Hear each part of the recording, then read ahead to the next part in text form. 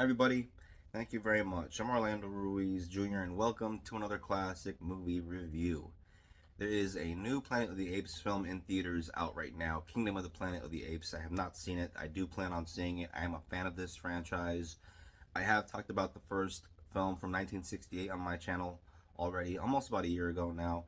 Big fan of that film.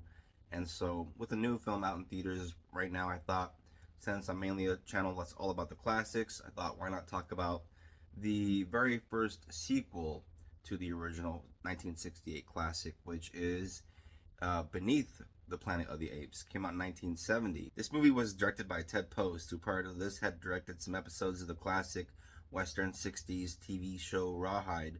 He'd also directed the 1968 Western starring Clint Eastwood, Hang 'em High, and would go on to work with Eastwood after making this film in Eastwood's first Dirty Harry sequel, Magnum Force. Of course, in the original Planet of the Apes, it was movie star Charlton Heston in the lead role of Taylor. In the sequel, because this movie begins at the very end of the last film, we do see Charlton Heston, but this movie does not star Charlton Heston.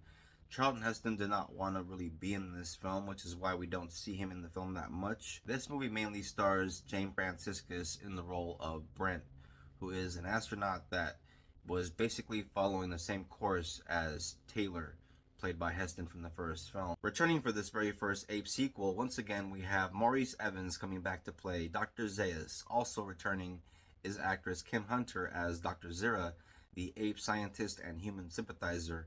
We also have Linda Harrison coming back as Nova, and also the character of Cornelius, played by actor David Watson, who is replacing actor Roddy McDowall from the first film. The themes of this movie are obviously very much an allegory for slavery, for racism, for the civil rights movement, and in this movie, a lot of those themes are hit a little bit harder in terms of the depiction of how the apes treat the humans. In this one, we see a little bit more of that brutality and the abuse that the humans go through. There is a scene where we see how the apes use the humans for target practice, and there's a really cool tracking shot where we see different activities and the apes using the humans in certain ways for their own amusement. This movie introduces the character of General Ursus, an ape military general who would very much like to do away with the humans and the apes that sympathize with the humans, like the protesters and stuff. And there's a scene where he's ready to get rid of them then and there when they're sitting down picketing, but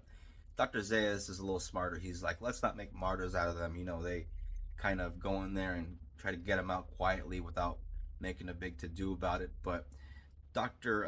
Zaius and General Ursus together, ruthless combination. This being a Planet of the Apes movie, it's not without its share of action, and there are some pretty sweet action scenes every now and then that are pretty entertaining and well done. There's a pretty cool chase scene involving characters on horses and carriages and pretty cool stunts. There are some nice fights every now and then, and we do see a tad bit of blood. Something else I want to bring up is at first, in the very first 30 minutes of the film, it very much feels like this sequel is going to be just a retread of the events of the first, kind of a generic retelling with a new character going through basically the same motions as the character from the original.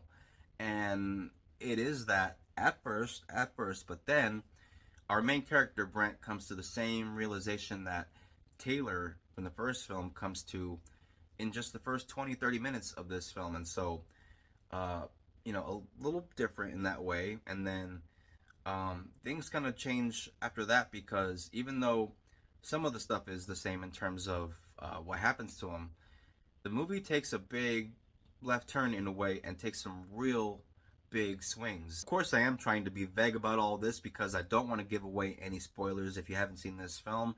It's all the best if you go into it completely fresh. I like to give you a little bit of a hint of certain things, but for the most part, I don't want to ruin it for those that haven't seen it. But the ending of this film, overall, not happy with the ending of this film. I enjoyed this movie. I find this movie very entertaining.